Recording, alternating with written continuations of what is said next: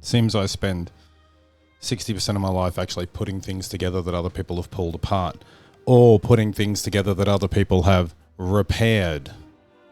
So at my job, the stress is quite bad because there's a lot of things in cars that are just, I don't know, designed by morons, or more than likely adapted from other tasks to a new task, or it's needs to do more than one thing. So they build an engine for a specific car and then decide to stick it in 20 different cars, or they have a steering rack that's the same steering rack that they've had in a car since, like 1918.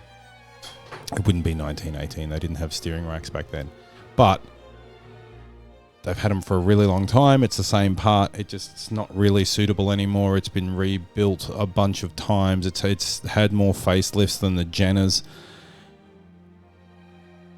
And then other people work on it, and then they go, no, the part you supplied is shit. But then I get the job of trying to fix the part that's bad. The bad part, and it's not the bad part, it's just the fact that these people have put things together wrong. And it's just really, really, really frustrating. And the reason this episode did this thing is called mantling is because I had a book called The Complete Idiot's Guide to Volkswagens.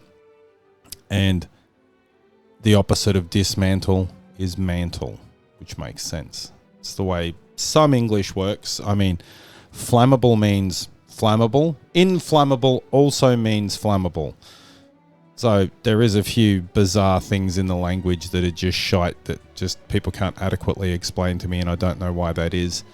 And I think a lot of these people that I have troubles with when they're doing this stuff wrong is because they're incompetent. I honestly can't think of any other reason for them being stupid enough to not put all the bits that are supplied to them. So you give them a power steering pump and there's a fitting that needs an O-ring, and they just unbolt the fitting and then put the fitting back on without sticking a new O-ring in it. They always leak. Always. Without fail. And then they'll go, oh, it's noisy. Well, it's noisy because you're an idiot. It's literally a hose clamp difference between them doing it properly and them doing it incorrectly or doing it badly.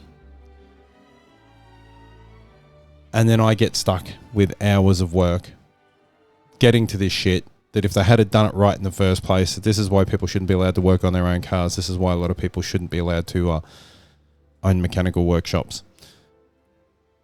or virtually anything, Anyway, that's all I've got to say about that. If you can't be good at it. Although I'm not your mum, do whatever